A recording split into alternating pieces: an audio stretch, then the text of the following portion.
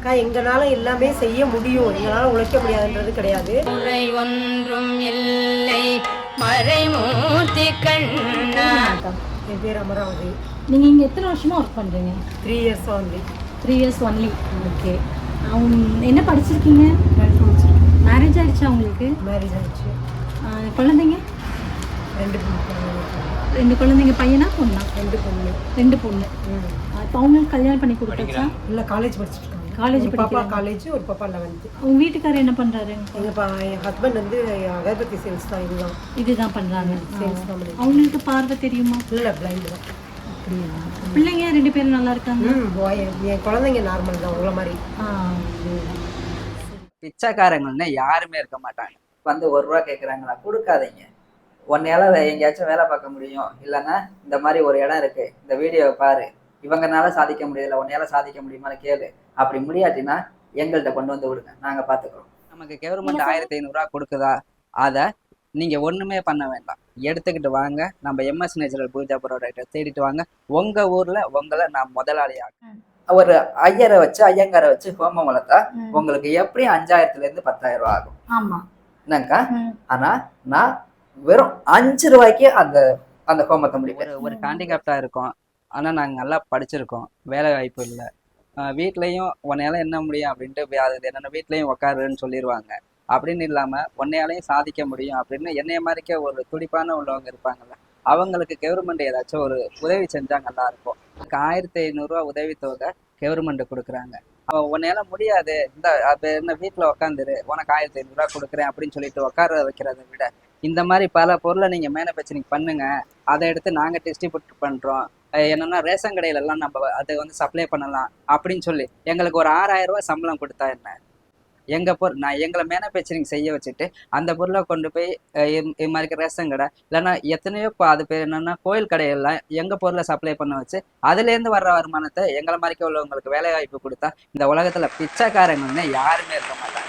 Hi friends, good morning. எல்லாரும் எப்படி இருக்கீங்க? நல்லா இருக்கீங்களா? ஓகே, இன்னைக்கு அந்த வீடியோவில் என்ன பார்க்க போகிறோம் அப்படின்னு பார்த்தீங்கன்னா, நம்ம கவிஷ்வல் சேனலில் இது வரைக்கும் எவ்வளவோ வீடியோஸ் பார்த்துருப்பீங்க. பட் இன்னைக்கு நம்ம பார்க்க போகிற வீடியோ ஒரு ஸ்பெஷல் வீடியோ அப்படின்னு தாங்க நான் சொல்லுவேன். ஆக்சுவலாக இன்னைக்கு நம்ம வீடியோவில் யாரை பார்க்க போகிறோம் அப்படின்னு பார்த்தீங்கன்னா, இன்னைக்கு நம்ம வந்திருக்க இடம் ஒரு ஊதுபத்தி, சாம்பிராணி இதெல்லாம் மேனுஃபேக்சரிங் பண்ணக்கூடிய இடத்துக்கு வந்திருக்கோம்.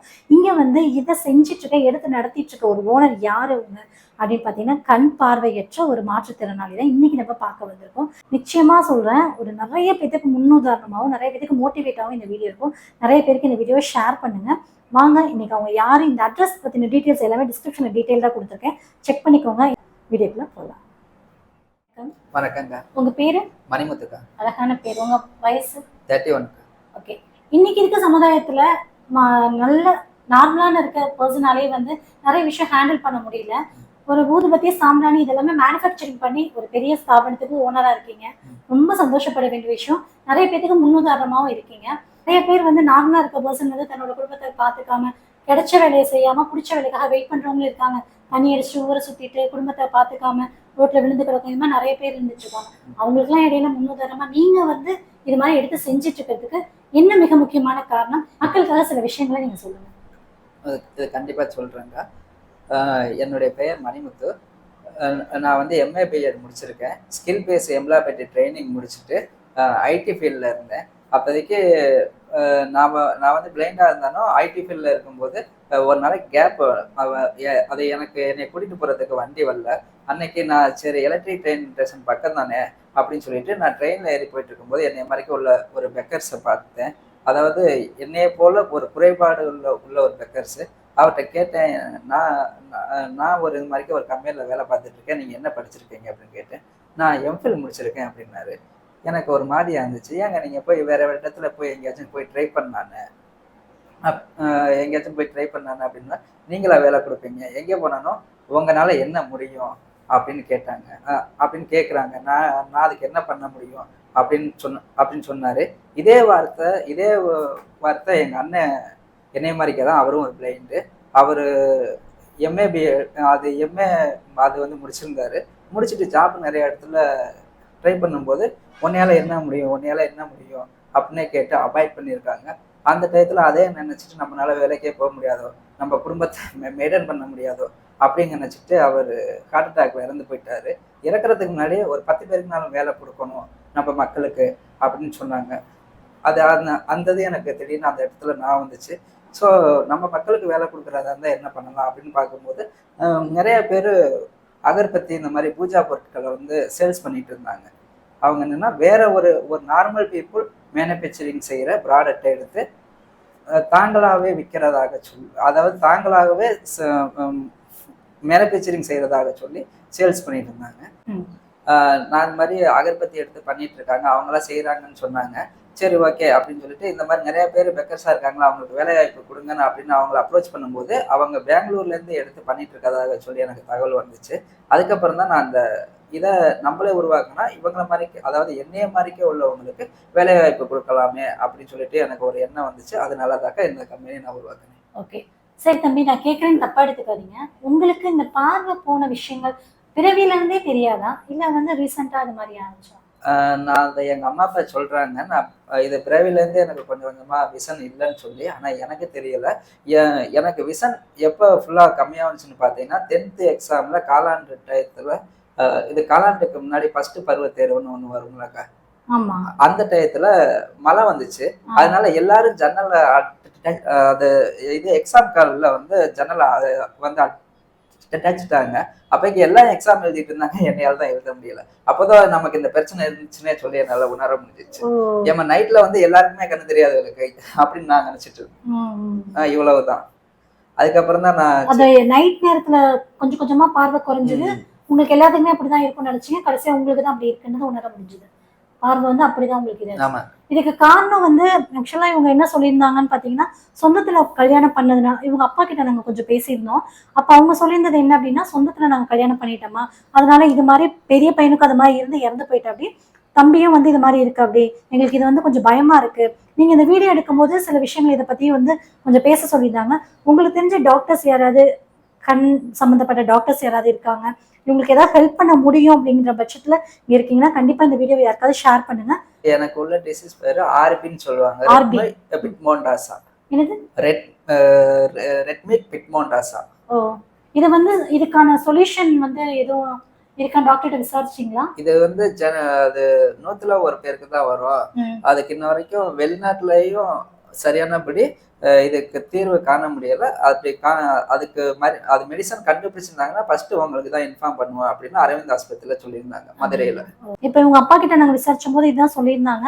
உங்களுக்கு தெரிஞ்ச டாக்டர்ஸ் யாரும் இருக்காங்களா, டாக்டர்ஸ் நீங்க பாத்துட்டு இருக்கீங்க அப்படின்னா இதுக்கு ஏதாவது சொல்யூஷன் இருக்கு அப்படின்னா கண்டிப்பா உங்களுக்கு ஹெல்ப் பண்ணுங்க. உங்க அப்பா வந்து எங்களால என்ன முடியுமோ அதை நாங்க செலவு பண்ணி நாங்க பாக்குறோம் அப்படின்னு சொல்லியிருக்காங்க. ஸோ ப்ளீஸ் ஹெல்ப் பண்ணுங்க. ஓகேங்களா? ஓகே தான். இப்போ நீங்க பணம் விஷயத்துல எல்லாம் இப்போ பொதுவாக பார்த்தீங்க அப்படின்னா நார்மலாக இருக்க பர்சன் கிட்டே 10 லட்ச ரூபா பணத்தை வாங்கி நான் 2 லட்சம் தான் வாங்கினேன் அப்படின்னு சொல்லி ஏமாத்துறக்கானோ இல்லையா? பண விஷயத்த நீங்க எப்படி ஹேண்டில் பண்றீங்க, எப்படி நீங்க இதெல்லாம் வந்து இது பண்றீங்க அப்படின்றத கொஞ்சம் சொல்லுங்க. பண விஷயத்துல ஒன்றும் இல்லைங்க. எனக்கு எந்த கஸ்டமராக இருந்தாலும் என்னுடைய அக்கௌண்ட்ல, அதாவது எனக்கு 2 கரண்ட் அக்கௌண்ட் இருக்கு. அந்த கரண்ட் அக்கௌண்ட்ல வந்ததுக்கு அப்புறம் தான் அவங்க ஆர்டர் நான் வந்து மூவ் பண்ண ஆரம்பிப்பேன். அப்படிங்கிறனால எனக்கு கொஞ்சம் ஸ்டார்டிங்ல அது வாங்கிட்டு அது பொருளெல்லாம் அவங்க சேல் பண்ணிடுவாங்க.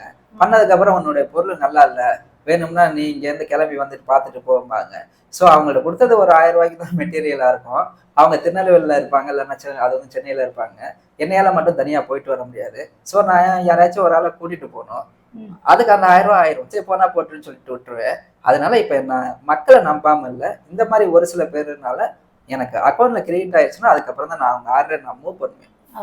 Super super.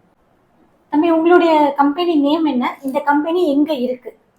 என்னுடைய கம்பெனியோட நேம் வந்து MS natural Pooja product. Okay. இது வந்து இங்கே அது மதுரை, இது திருச்சி மாவட்டத்தில் மதுரை பைபாஸில் ஆலம்பட்டி ரோடுன்னு ஒரு ஏரியா இருக்கு. அதில் நியூ கல்லுக்குடி மார்க்கெட் ஆப்போசிட்ல நம்ம கம்பெனி இருக்கு. உங்க கம்பெனி நேம் MS? ஆமாங்க. MS அப்படின்னு சொன்னீங்க, இது என்ன இதுல வச்சிருக்கீங்க MS அப்படின்ற ரீசன்? இது பல பேர் கேட்குற கேள்வி. நான் முன்னாடி சொல்லியிருந்தேன்ல, ஒரு நபரை பார்த்து இல்லை அப்புறம் எங்க அண்ணனை பார்த்து உங்களால என்ன முடியும் அப்படின்னு கேட்டாங்கன்னு சொல்லி, நம்மனாலையும் பல பொருளை மேனுஃபேக்சரிங் செய்ய முடியும் அப்படின்னு இந்த உலகத்துக்கு காமிக்கணும், ஒரு புது மாற்றத்தை உண்டாக்கணும் அப்படிங்கிறதுக்காக தான் மாற்றம் செய்வோம்னு MS வச்சிருக்காங்க. மாற்றம் செய். ஆமா, மாற்றம் செய்வோம் அப்படின்றது MS. சூப்பர், அருமையான பெயர், அருமையான விளக்கமும் கூட. சரி, ஓகே. நீங்க என்னென்ன ப்ராடக்ட் வந்து லான்ச் பண்ணிருக்கீங்க, என்னென்ன நீங்க இது வரைக்கும் மேனுஃபேக்சரிங் பண்ணிருக்கீங்க உங்களுடைய ப்ராடக்ட் உங்களுடைய யூனிட்ல? நம்மளுடைய யூனிட்ல பாத்தீங்கன்னா முன்னாடி வந்து குங்குமம், ம். அப்புறம் இது விபூதி இதெல்லாம் இது பியூராவே பண்ணிட்டு இருந்தோம். ஆனா அந்த அளவுக்கு மக்கள் வந்து மதிப்பு கொடுக்கல அதுக்கு. அதுக்கப்புறம் சரி, அதுக்கப்புறம் செகண்ட் ஹாஃப்ல அகர்பத்திக்கு வந்தோம். அகர்பத்திக்கு ஓரளவுக்கு அது வந்து மூவிங் ஆயிட்டு இருக்கு. அப்புறம் அதுக்கப்புறம் இப்ப லேட்டஸ்டா எல்லாம் கப்பு சாம்பிராணி அப்படின்ட்டு இருக்காங்க. கப்பு சாம்பிராணி பண்ணி அதுல நாங்க கொஞ்சம் வெரைட்டியா பண்ணிட்டு இருக்கோம். கப்பு சாம்பிராணின்னு பாத்துட்டீங்கன்னா எல்லாமே மூலிகை கப்பு சாம்பிராணியும் பண்ணிட்டு இருக்கோம். மூலிகை கப்பு சாம்பிராணில டிஃப்ரெண்டா பண்றோம். அது எப்படின்னு பாத்தீங்கன்னா, இது வந்து சும்மா இது வந்து சிந்தாமணியாக்கா, இது வந்து சிந்தாமணின்னு போட்டிருக்கு. இது வந்து என்னன்னா ஆள் மூலிகை கலந்துருக்கும். இதுல ஒரு 18 வகையான மூலிகை பொருளை நம்ம அது பேரு மிக்ஸ் பண்ணி வச்சிருக்கோம். வேம்பு, துளசி, வில்வம், நொச்சி, அருவம்பில்லு, இது மாதிரிக்கே நாய்க்கடுகு, வெள்ளைக்கடுகு, மற்ற சாம்பிராணிக்குள்ள மெட்டீரியல் ஒரு சிலதெல்லாம் சேர்த்து 18 வகையான மூலிகை பொருளை வந்து மிக்ஸ் பண்ணி வச்சிருக்கோம். இது எங்களுடைய பிராண்டு.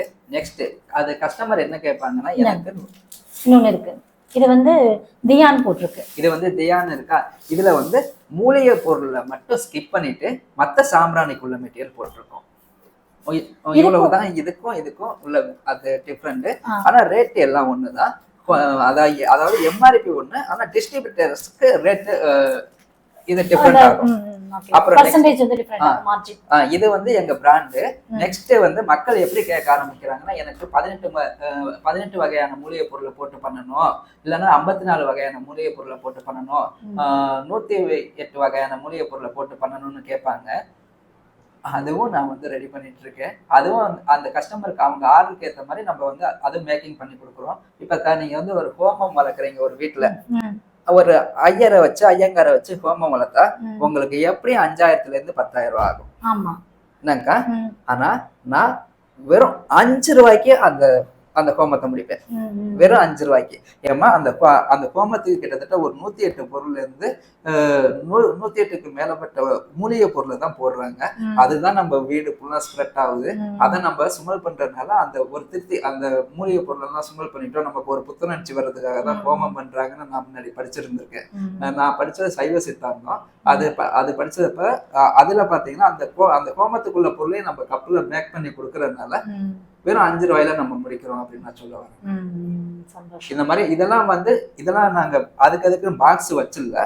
கஸ்டமர் எப்படி கேட்கறாங்களோ அதை அப்படி நாங்க மேக் பண்ணி கொடுக்குறோம். நம்ம இப்ப பார்த்தோம் இல்லையா, அந்த சைடு மிஷினரி போட்டிருந்தீங்க, இந்த சைடு வந்து பேக்கிங் யூனிட் இருந்துச்சு. ரெண்டுலயும் சேர்த்து எவ்வளவு பேர் வேலை பாக்குறாங்க நம்மள்ட்ட? மொத்தம் இதுக்கு முன்னாடி அது டோட்டல் லேபர்ஸ்னு பார்த்தா எங்கள்கிட்ட ஒரு 14-20 பேர்கிட்ட இருப்பாங்க. ஆனா இப்போதைக்கு எனக்கு ஆர்டர் கம்மி அப்படிங்கறதுனால ஒரு 6 பேர் 7 பேர் மட்டும் நான் செட்டா எடுத்துக்கிறேன். இவங்க ஒரு வாரம், இல்லைன்னா இவங்க 2 நாள், அவங்க 2 நாள் அப்படின்னு சொல்லி. நம்ம எல்லாரையும் நம்ம விட்டுறக்கூடாது, எல்லாம் கஷ்டப்பட்டவங்கள தான், அது நமக்கு தெரியுது.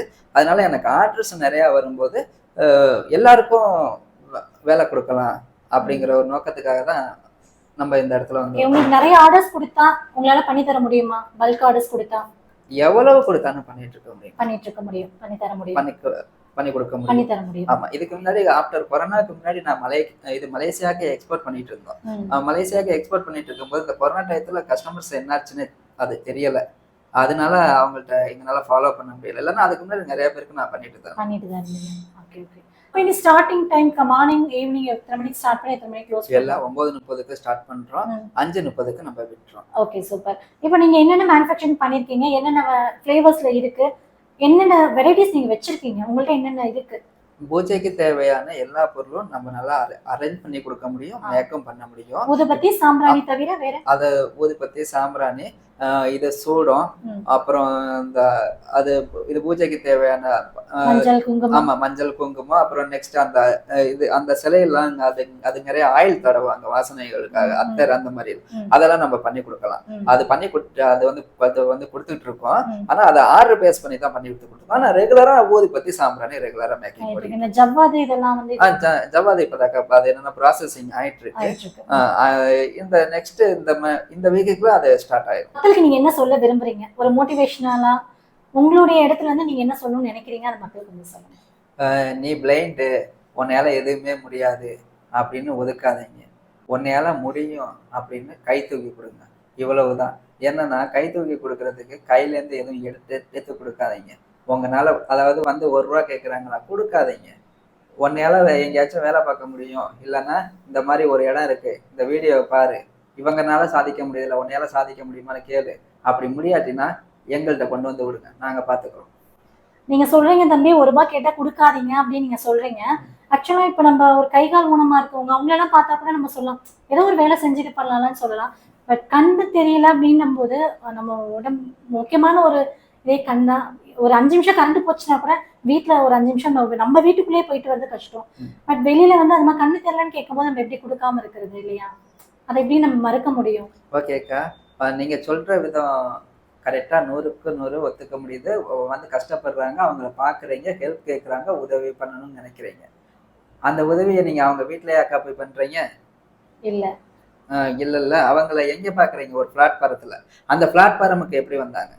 அவங்க எப்படியோ ஒரு இதனால தானே வந்தாங்க. இன்னைக்கு இந்த திருச்சியில இருக்காங்க, நாளைக்கு ஒசூர் வரைக்கும் போவாங்க. எப்படி போனாங்க? அங்கேயே போய் இதே மாதிரி தானே பண்றாங்க.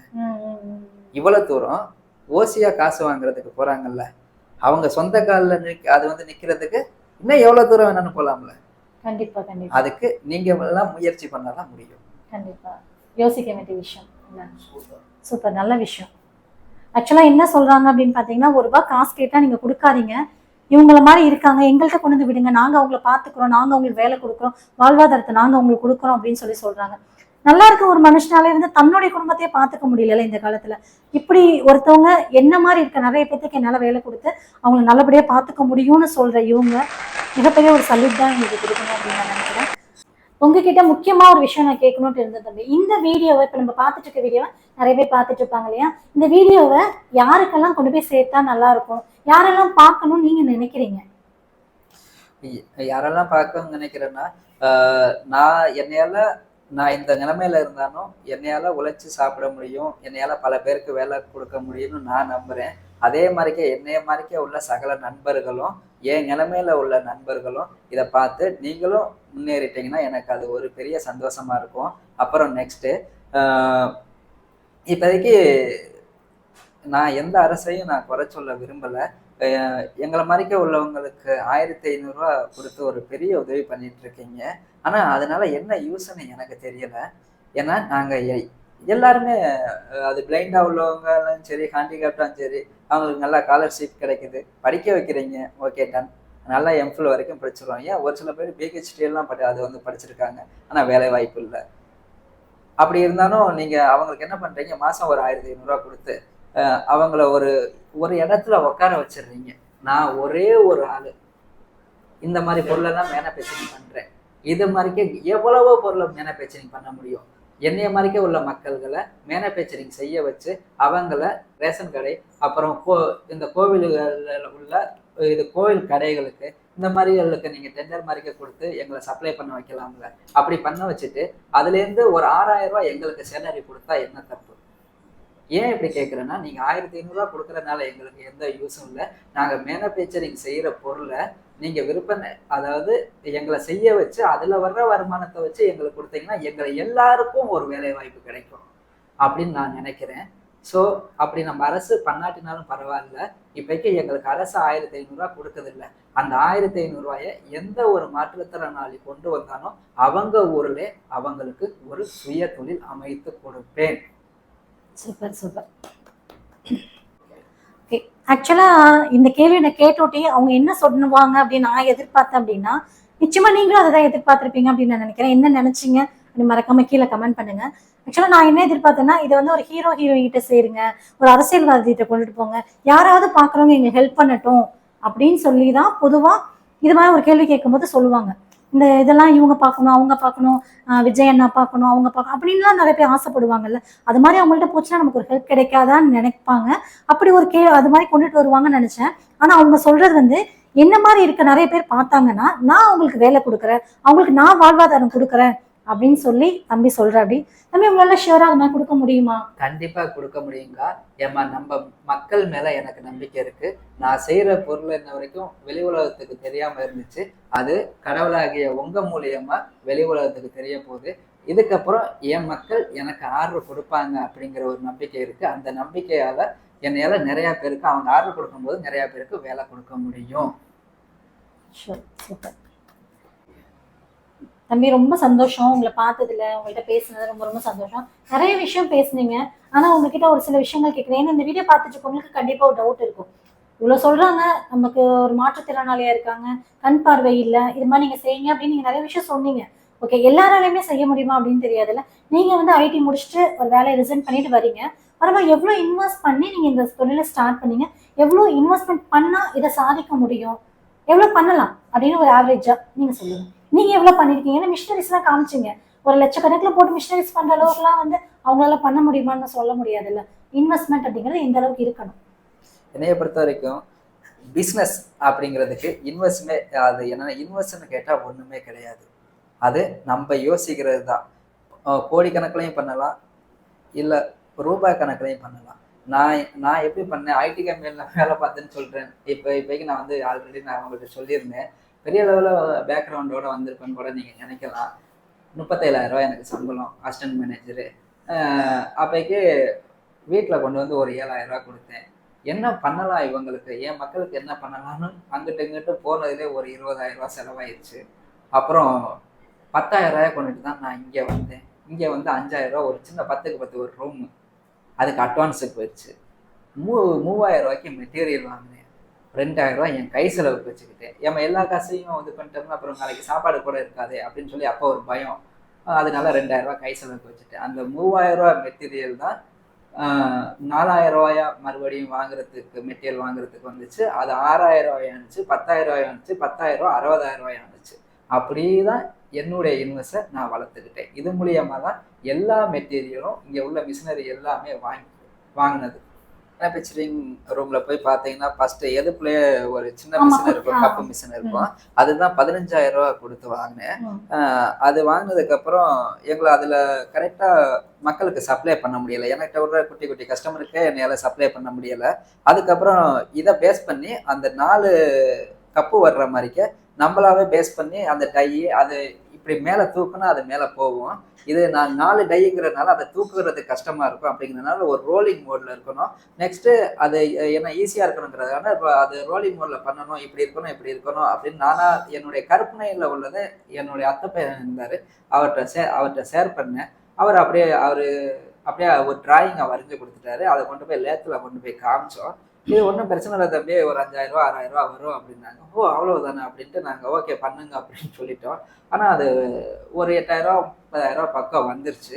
அப்போதான் எங்களுக்கு கொஞ்சம் என்ன 5,000 ரூபா 6,000 ரூபா வந்துச்சு அப்படின்னு தான் சொன்னாங்க. இவங்க 8,000 9,000 ரூபா சொல்கிறாங்களே பண்ணி முடிச்சோன்னு அப்படின்னு சொல்லிட்டு நாங்கள் அதை ஒரி பண்ணாமல் ஒரு 2 நாள் கழிச்சு கொடுக்குறோன்னு சொல்லிட்டு மறுக்க 2,000 ரூபா எக்ஸ்டெண்ட் பண்ணிட்டு கொண்டு போய் கொடுத்துட்டோன்னு வச்சுக்கோங்க.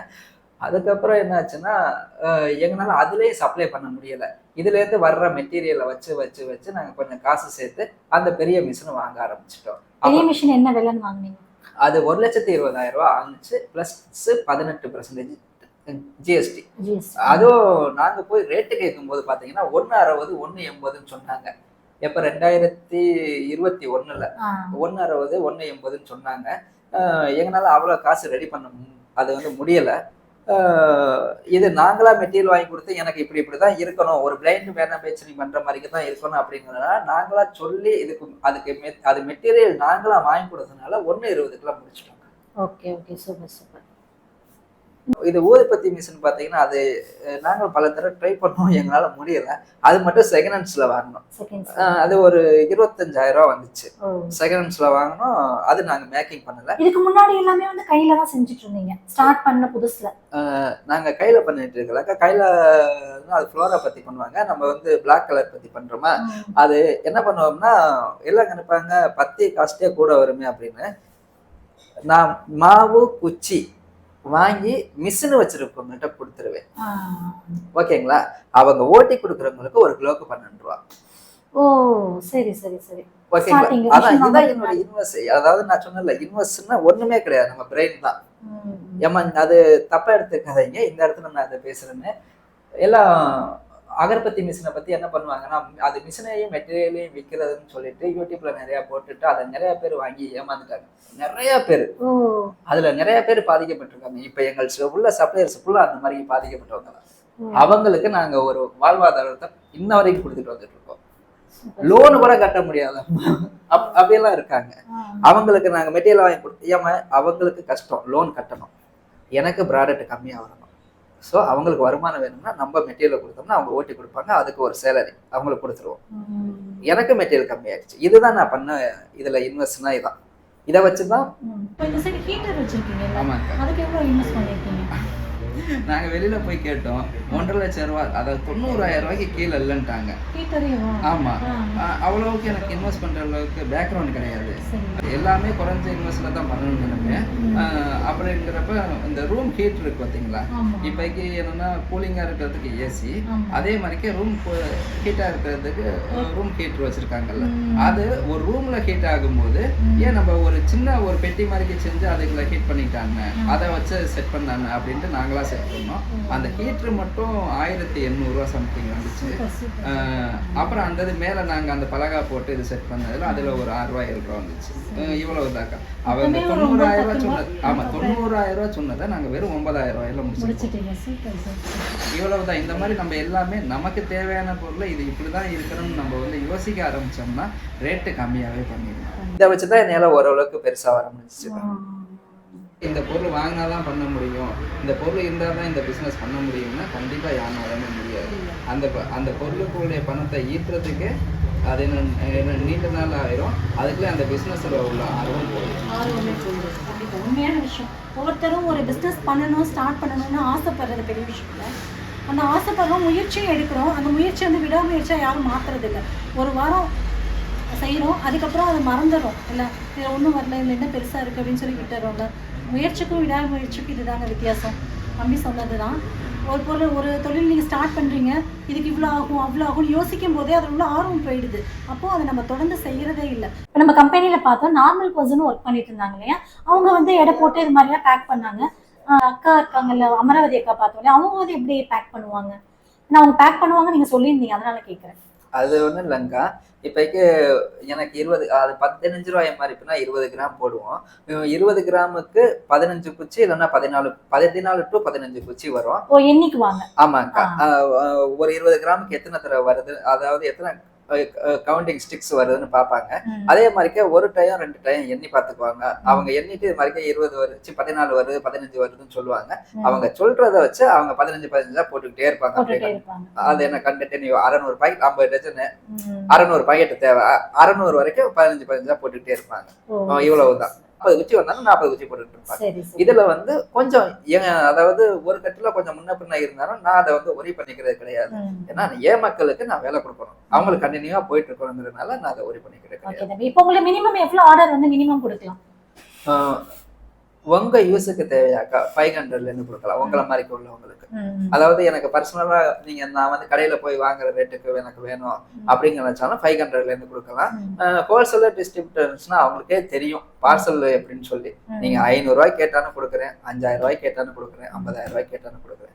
பார்சல் நீங்க தான் கட்டி எடுத்துக்க போறீங்க. பொதுவா நான் எல்லா பேர்த்திட்டுமே கேட்கிற ஒரு விஷயம் வந்து, நம்ம சேனல்ல இருந்து வந்தாங்கன்னா உங்களுக்கு நீங்க எவ்வளவு டிஸ்கவுண்ட் பண்ணுவீங்கன்னு கேட்பேன். பட் இந்த வீடியோல நான் அதை கேட்க போறதுல ஸ்கிப் பண்ணிடுறேன். நான் ஆக்சுவலா இந்த வீடியோ நான் என்ன சொல்ல போறேன் அப்படின்னு பாத்தீங்கன்னா, நம்ம சேனல்ல இருந்து இவங்கள்ட்ட வந்து நீங்க ஒரு ஆர்டர் எடுக்கிறீங்க அப்படின்னா, நார்மலா நீங்க வெளியில போய் எவ்வளவு ஆர்டர்ஸ் எடுப்பீங்களோ, நம்ம சேனல் இருந்து வரும்போது இன்னும் அதிக ஆர்டர்ஸ் நீங்க எடுக்கணும், நம்ம சேனல் சார்பா நீங்க அது மாதிரி தான் எடுக்கணும் அப்படின்னு சொல்லி நான் ஒரு ரெக்வஸ்டா, ஒரு வேண்டுகோள் மாதிரி நினச்சிக்கோங்க. ஒரு ரெக்வஸ்ட்டாக நான் கேட்குறேன் கூட வச்சுக்கோங்க. அது மாதிரி நான் கேட்குறேன்.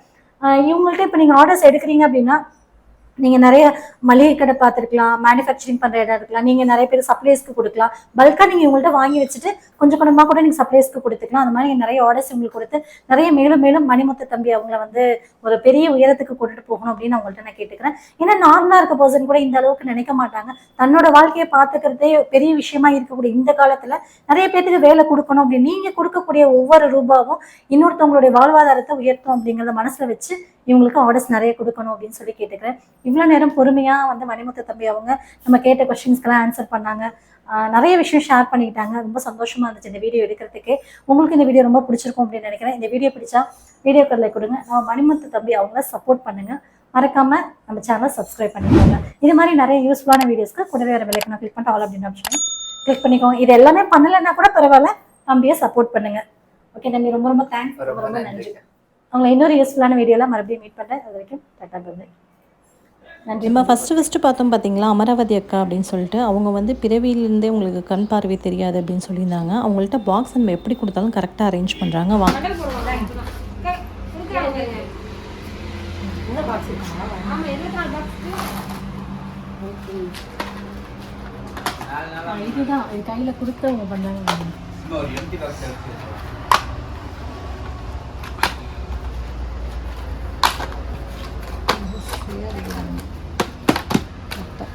அது எப்படி தெரியுது? தொட்டு பார்த்தா தெரியலையே. எப்படி நான் சொல்லிட்டேன். உங்களுக்கு வாய்ப்பு கம்மி தான் இருக்கா?